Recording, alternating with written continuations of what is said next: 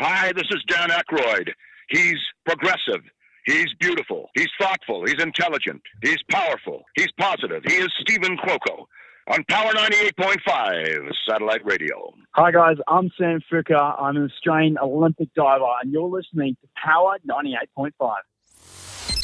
Empowering listeners from the US to the UK. Live on air with Stephen Cuoco. I have to say, I woke up today happy.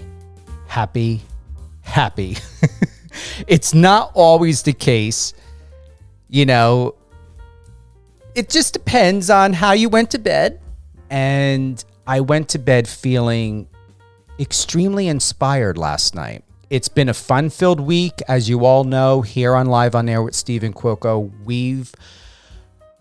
We've brought you incredible guests from music to sports to entertainment.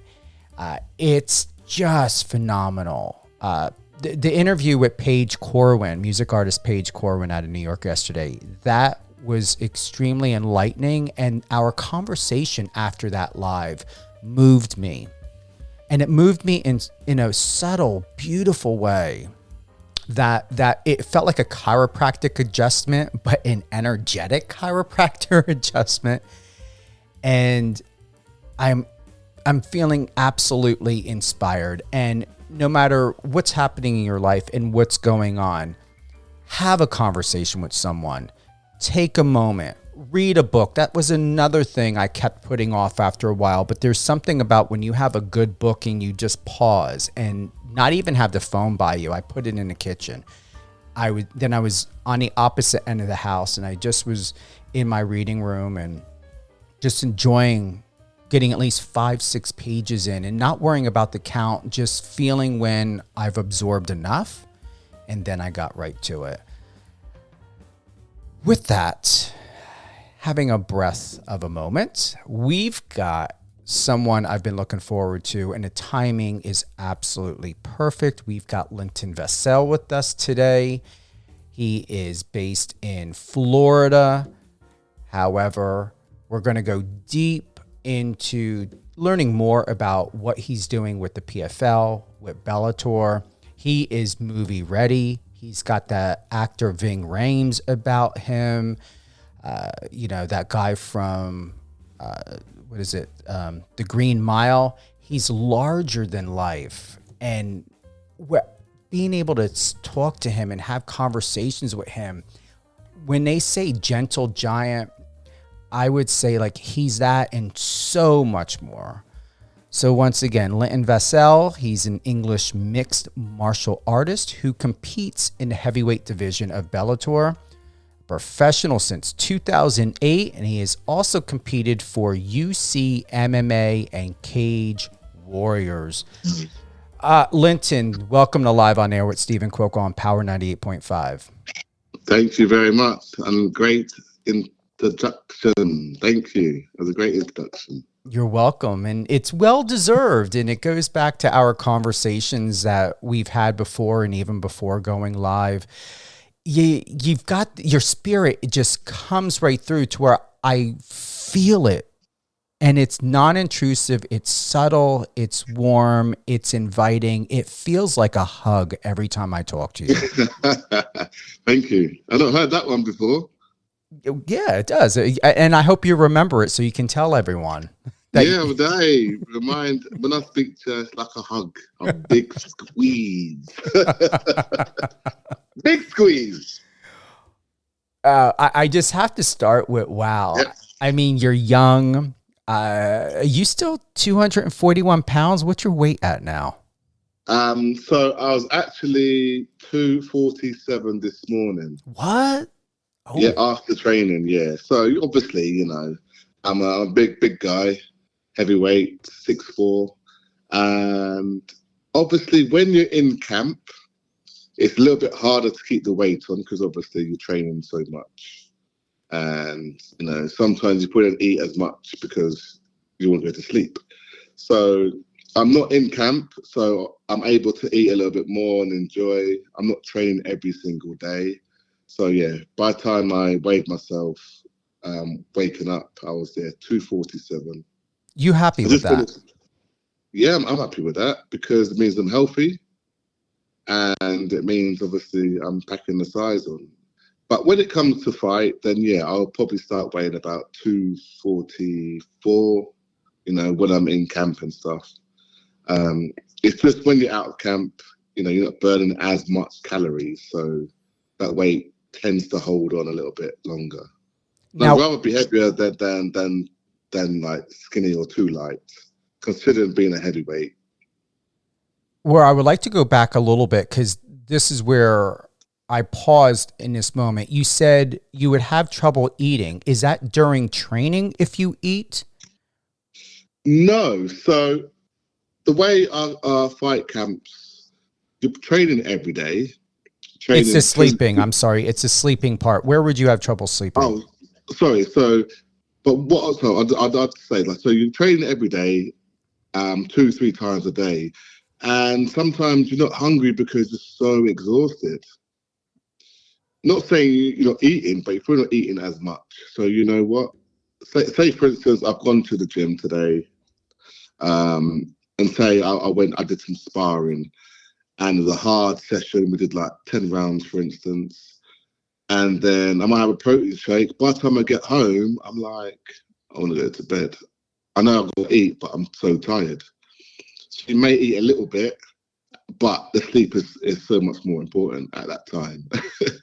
And then you go to sleep, wake up, then you probably eat, you know. So that's what I'm talking about about the part not eating. It's not on purpose. It's just because sleep is calling, you know, especially after a hard day, and sleep is important.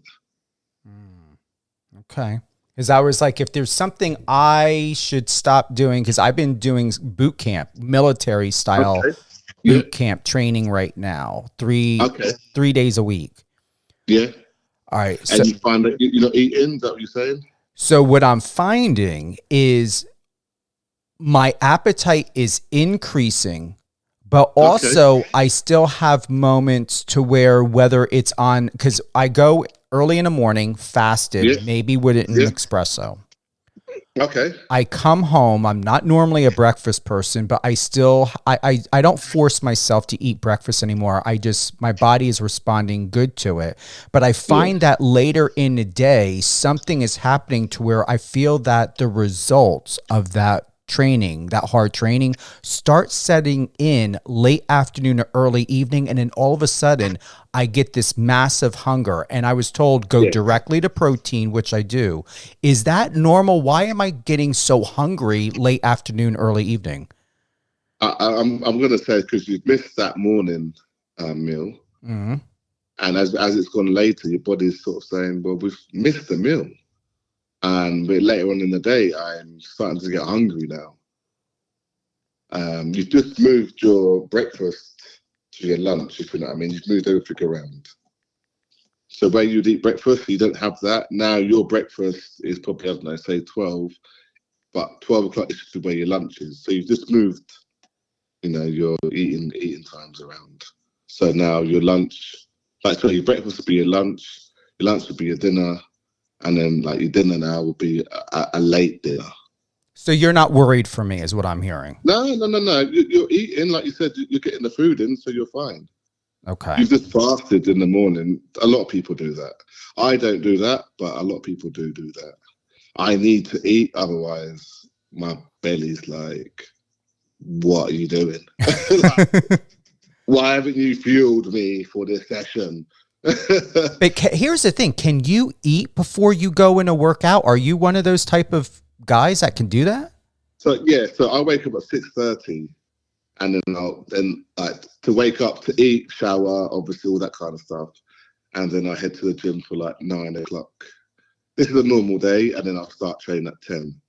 Oh wow! So I make sure I'm up a good 3 hours before, so one I can eat and obviously just get my day ready, and then go to the gym, train, and then eat lunch around about 12 o'clock.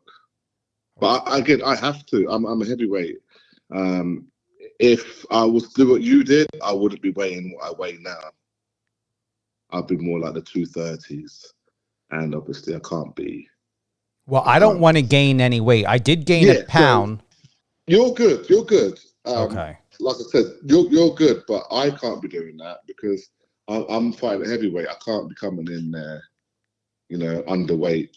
I wouldn't be able to, hold up my end of the bargain, and put myself in the worst predicaments ever by doing that. Okay. Because I did all the testing, Linton. Yeah. I did all the testing to know what I'm allergic to, which I'm not allergic to anything. I don't have gluten sensitivity. I do stay away from dairy. I barely eat any processed food. I eat to my blood type, and I'm good to go. Yeah, that's exactly everything you've just suggested. Is great. A lot of us just eat anything, not knowing if it's good for us or not.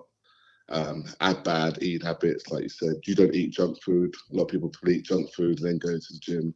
You're getting the wrong fuel in you. So what you've described, you're doing right, and it seems like it's working as well. I'm in this moment of thinking because I never know where a conversation's going to go, and you and I've had so many different layers of conversations, and I'm excited where I'm not going to lie.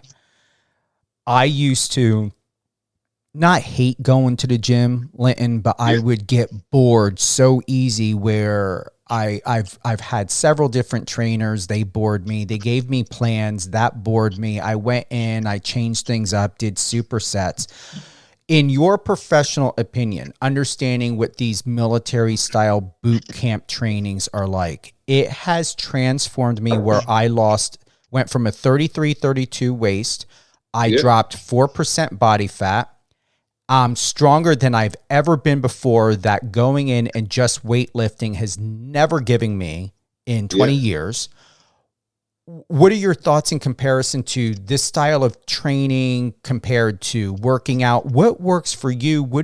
Is everything that I'm doing, is it all making sense of what you really have to do to drop body fat and get into that healthy space? Yeah.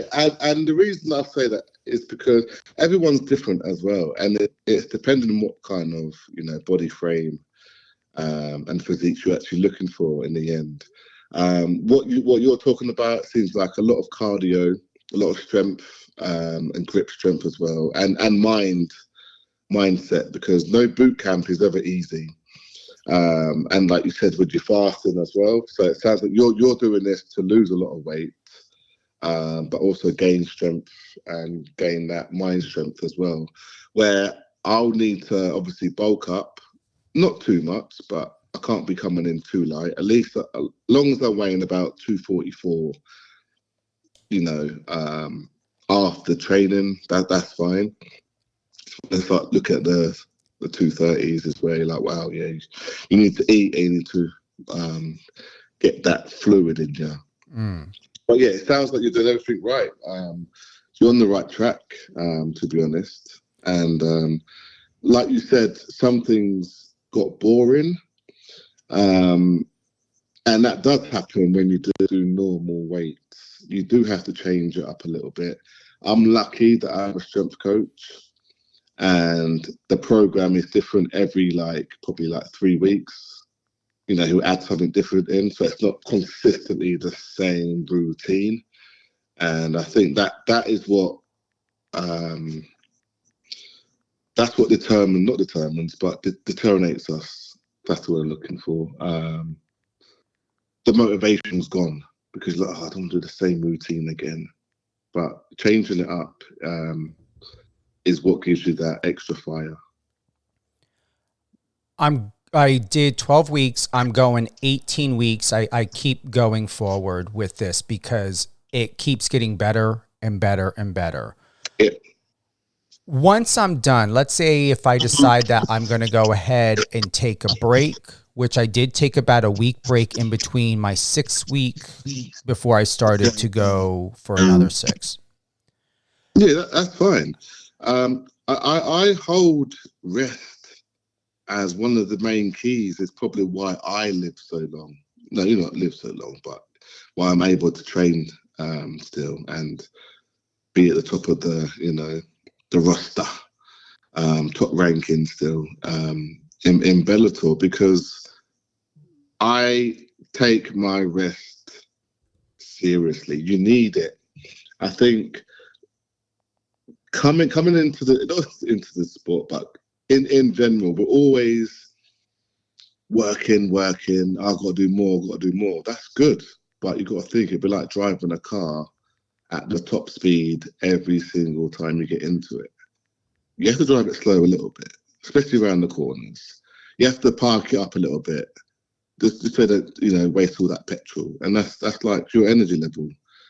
You might have a hard day, then okay, you know what? I'm going to rest today, or I'm going to get recovery and go and maybe go for a light swim, maybe go into hyperbaric chamber, maybe get a massage, red light, that kind of recovery, and then the next day you can hit it hard, or even just take it easy and do like a drill session.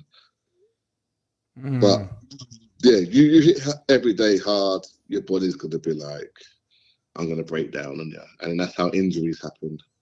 Yeah, 3 days a week. Thank you for that. 3 days a week is enough. And for some reason, and here's the thing, what I plan on doing is I've got 5 more weeks here in my third round, Linton. What I'm planning on doing is taking another a week rest, and then what I want to do is go into strength training, because my strength it's incredible. When I went to the gym, and when I do go, I'm like, holy shit, I can lift this and it feels easy. Yeah. So that's what if you think that, I've got your blessing on that, I just feel after 18 weeks of this boot camp, I should be able to go in and challenge myself in a gym, not be bored, and be able to see what I can do to transform and elevate my body with everything I learned in 18 weeks. Yes, of course. Like you said, 18 weeks is a long time to get your body right.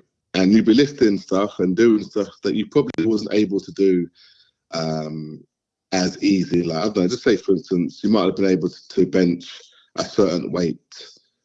Now you probably have to push that weight a little bit easier, maybe even do like 3 or 4 more extra reps or more sets.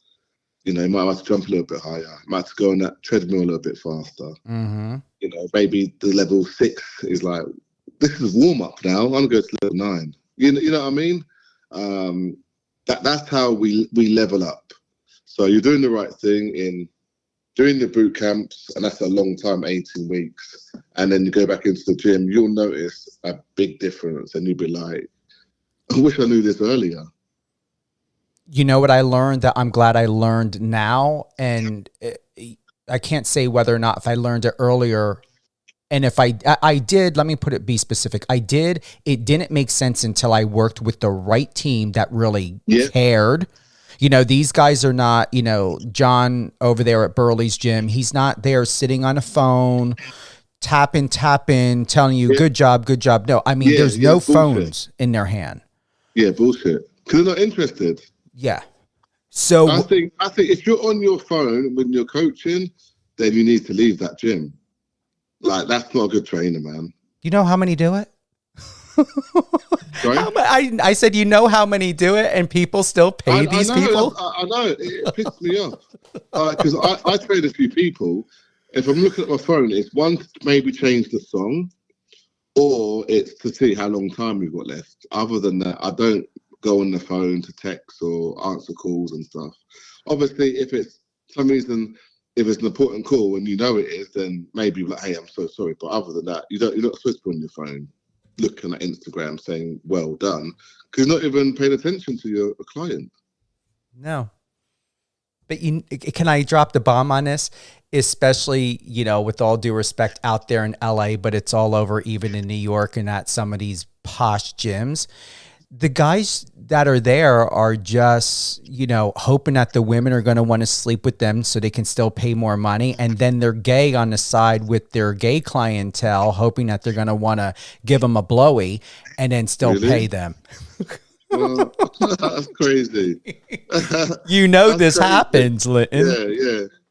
That's in LA.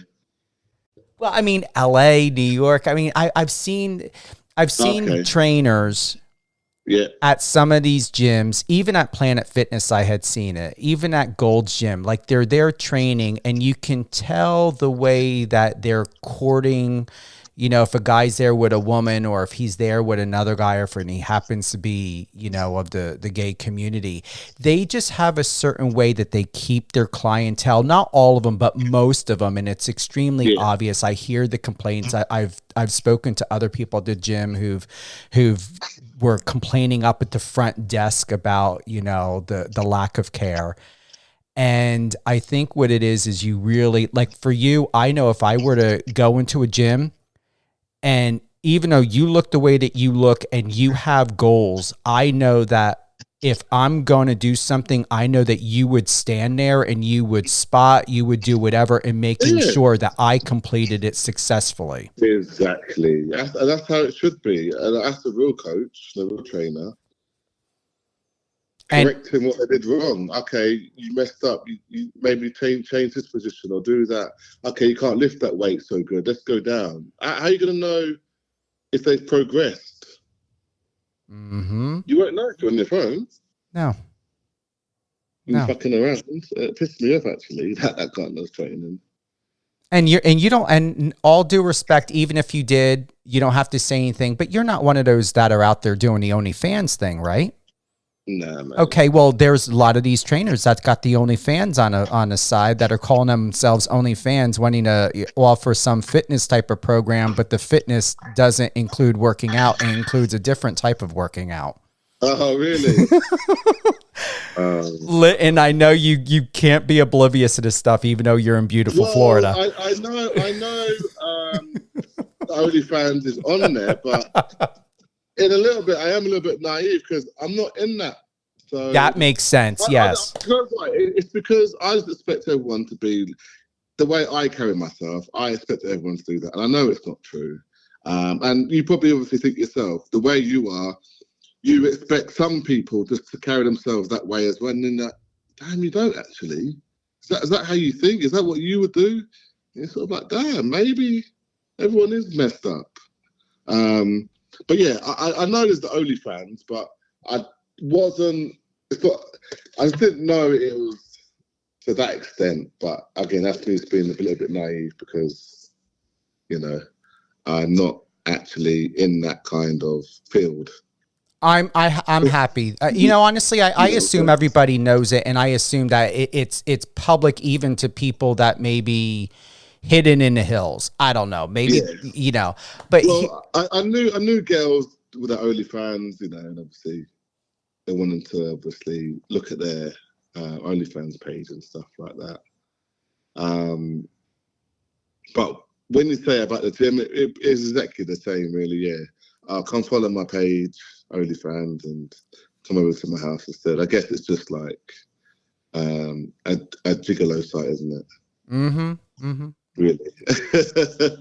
Come on over. I saw a clip on Joe Rogan on TikTok where this one girl, she showed her financials. There was a report made or something about it in the news, but I do remember specifically she made $51 million in 2 years on OnlyFans. $51 million. How though? And I didn't even find her that attractive. I'm thinking, what the heck is she doing to make 51? How on earth are they doing this? Like, crazy though, isn't it? Like, to think that people are, that's not one wage, not one person paying it, but the amount of men, I guess, it is all men, that put all their money into looking at a girl naked or something. It's actually insane. Well, you know, 51 million.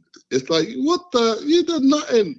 But she's going to see the difference. She's going to think, yeah, I'm going to keep earning this money. And she's going to change. You know, probably deep throating shish kebabs or you know. 1,000,000%. Yeah, 1,000,000%. Putting toes in pies and grapefruits. It's that quick money and you can't tell me nothing. Isn't it? Because you got to think, 51 mil, I'm never going to earn that. So she's like, shut the fuck up. I'm going to get my money. You may not want me, but someone else will, somewhere. But the stress to have to be on for that, Linton, like how much they have to be on and ready every day, all day to be ready to have sex somehow. Yeah. It's obviously, we know at some point they're gonna regret doing all that. Yeah, I mean, everyone, like you said, you have a breaking point. 100%. I can't do this no more. No one wants me. Mm-hmm. You know, because like, I just told you the OnlyFans. You're OnlyFans. What? No, I'm good. You know what I mean? That's what happened. You may not know at the time, but you'll find out somehow. Someone, like, internet's forever. Oh my God, yeah, and guarantee, you know, with information or stuff that's out there, people are saving it. You know how people talk. Yeah. Oh, did you see blah, blah, blah? No. Oh, here's a picture of her. What? People are going to use it. It's like a lottery ticket. They never have to wait for an expiration date. They just have to wait for the right moment, the right time, something coming up or happening in the news or a big movie deal or some sort of debut.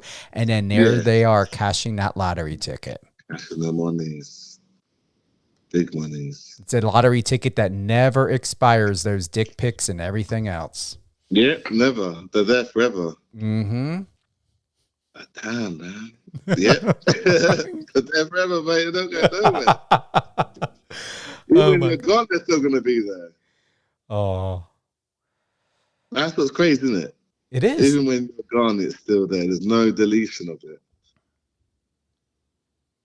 It's there. Once it's out there, it's there forever. And it's not like the way it used to be when we were younger, where we had privacy. You don't have privacy anymore. You don't even have privacy. You can't even guarantee, like now you're staying at hotels, there's hidden cameras. Well, we know there's no privacy because you go on your phone and it'll come up with what you've been talking about. That's what I'm saying. It does. Like, you might mention something like, I don't know, coffee mate. Or coffee mate right in front of me. And I go on my phone, that's what will come up, coffee mate. Like, what? Oh, yeah, it's all that tracking stuff, yeah. That's what I'm saying. So nothing, even when you're by yourself, nothing is private. Your phone's there. Heard what you said. They took note of that. Linton needs that. Linton said that. It's a crazy world, mate. And it's only going to get worse, I feel. I agree. I think, well, there's so much we don't know. Yeah, it's only going to get worse.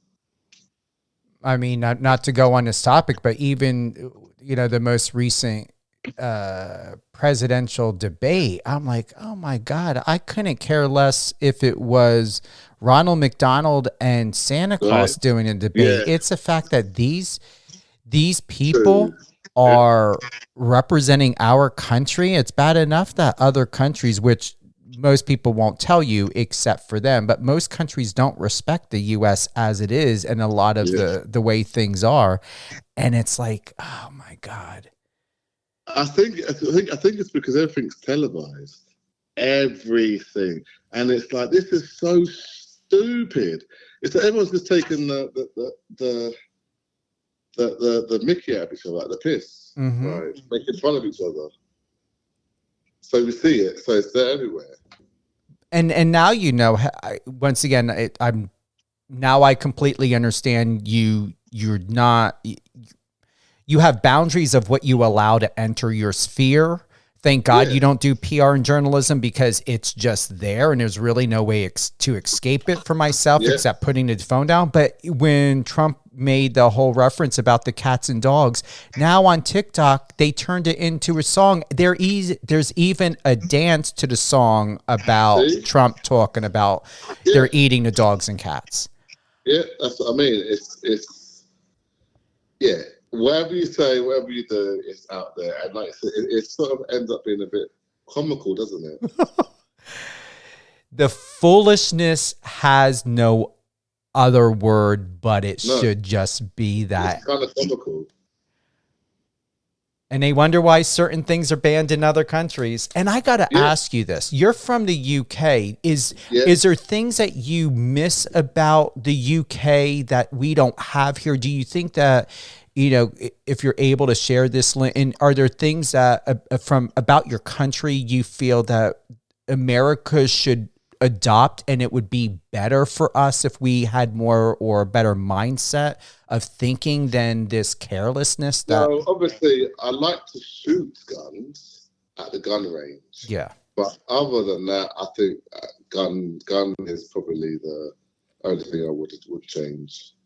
Don't get me wrong, it probably would, you know, go into people stabbings. You know, people always find something else to do, don't they? But yeah, I think that's one thing I would adopt.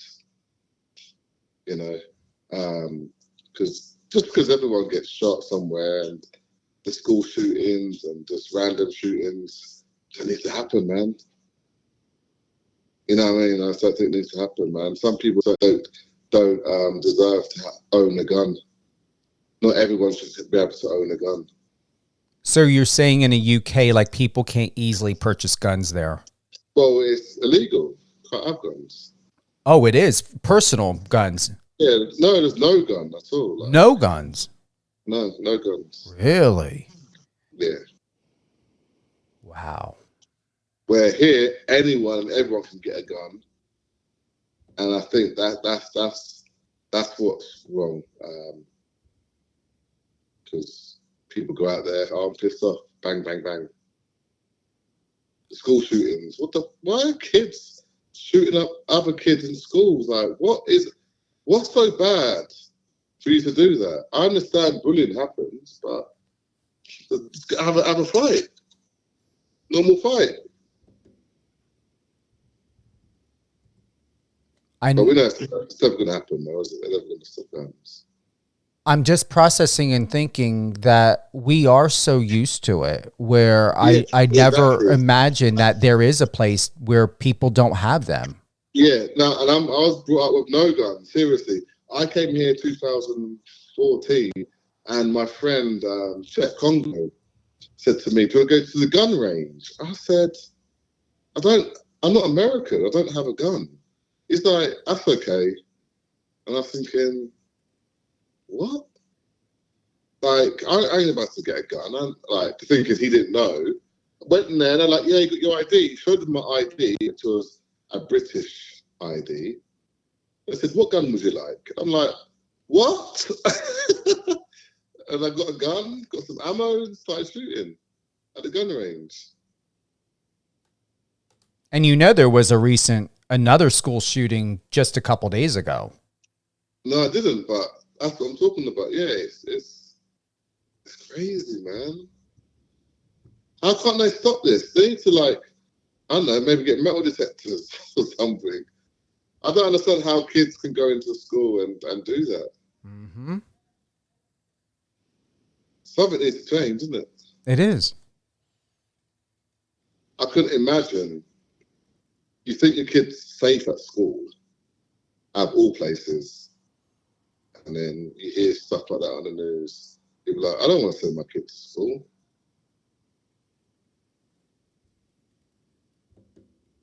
Well, that's why we all know you're out here doing what you can do of being a good human being, training, teaching, building great relationships. You know, going over to your Instagram, you can see the love, the support, you know, the hugs. I mean, there is a video of you, what was it, it was actually 3 days ago, on the mic with nephew. You're there giving. Yeah, Tuco, my boy. Yes, my good friend.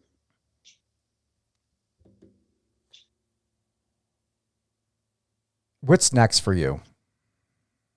What's coming up? Anything you can give us of what we have to look forward to? Yeah, I don't have no fight news as yet.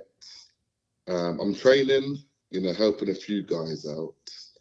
I do have a few travels coming up. I'm going to Bali, Thailand, and England.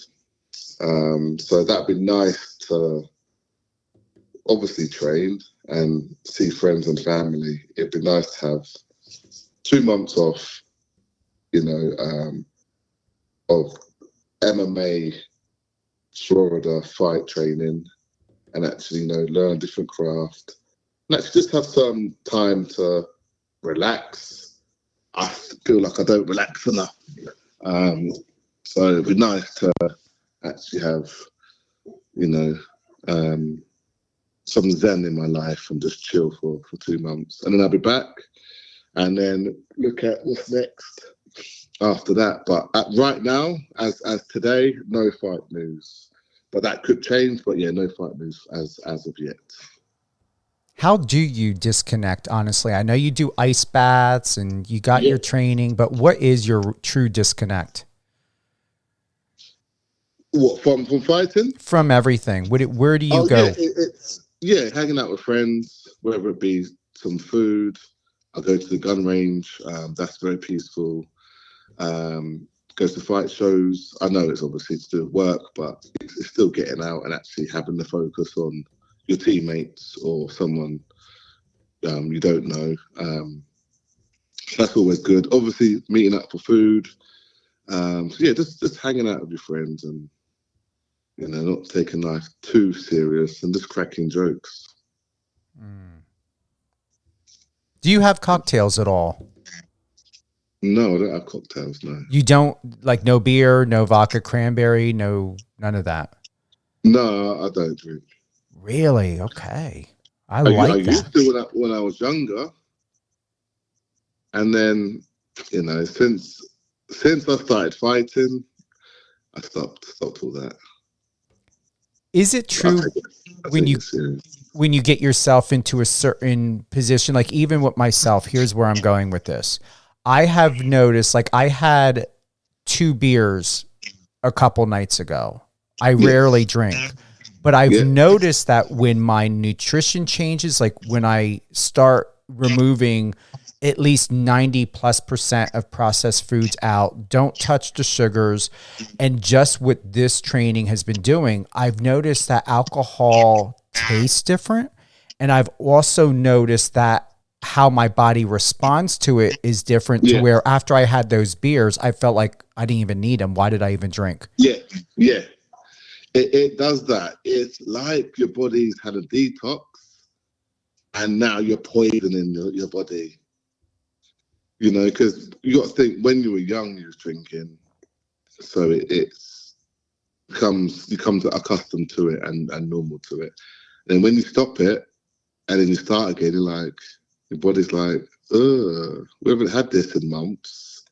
Like, your body's hasn't had this in it for so long, it's detoxed it. And now you're drinking it now, you're starting back again, it seems like. Mm-hmm.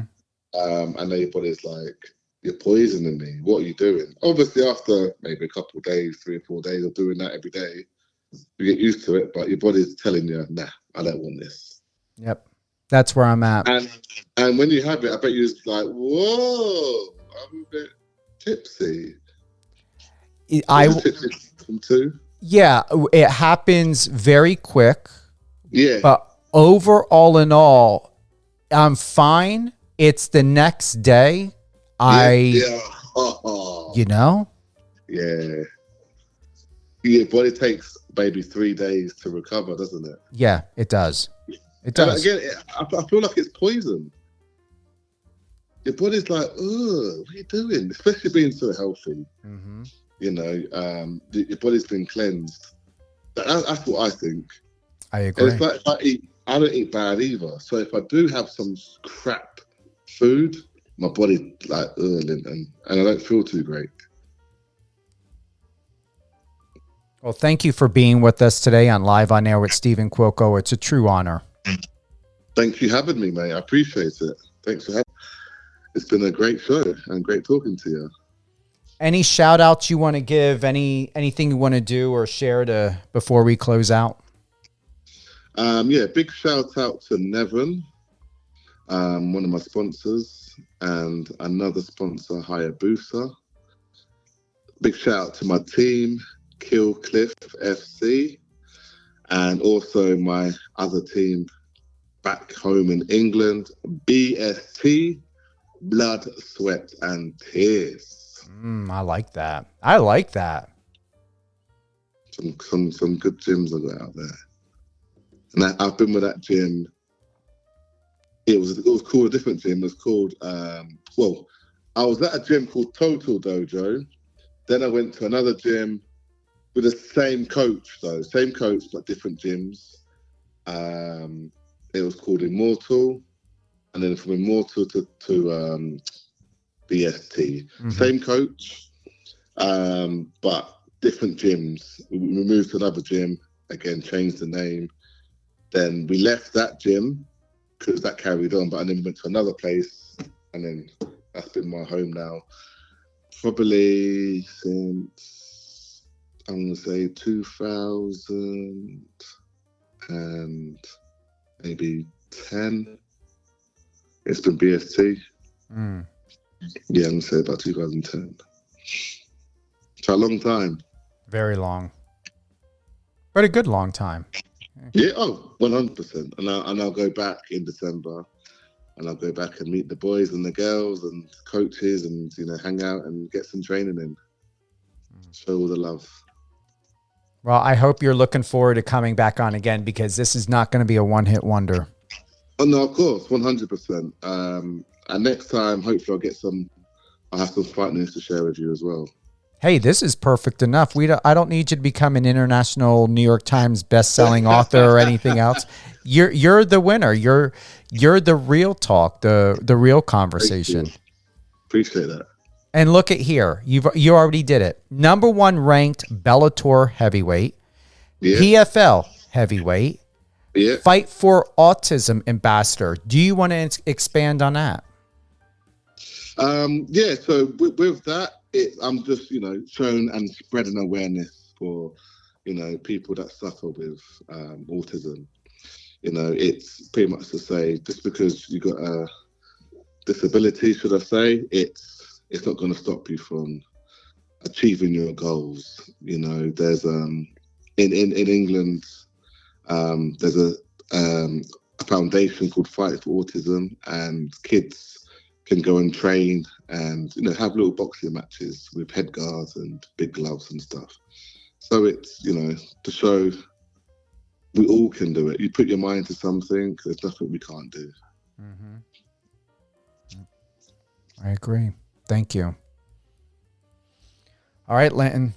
Thank you. You're warm and welcome. Thanks for having me. Anytime. Linton Big Swarm Vassell, number 1 ranked Bellator heavyweight, PFL heavyweight. Head on over to his Instagram, LDV__ the Swarm, THSWARM. Thank you to everyone who's tuned in to Live on Air with Stephen Cuoco on Power 98.5 satellite radio, power985.com, as well as Biz Talk Radio, biztalkradio.com. My show airs on Biz Talk Radio weekdays 8 a.m., 12 p.m., and 5 p.m. Eastern, Saturdays at 10 a.m. Eastern, and Sundays at 9 p.m. Eastern. All this and more, head on over to Stephen Cuoco, Instagram, Twitter, Facebook, TikTok, Power 98.5 Radio, Instagram, Power 985, Facebook, and more. Check the schedule, download the app, tune in on Alexa. Power 98.5 is available on Apple Music. Have a great day. Smile, live, laugh. Give someone, even yourself, a warm Linton Big Swarm Vassell hug. Have a good day, everyone.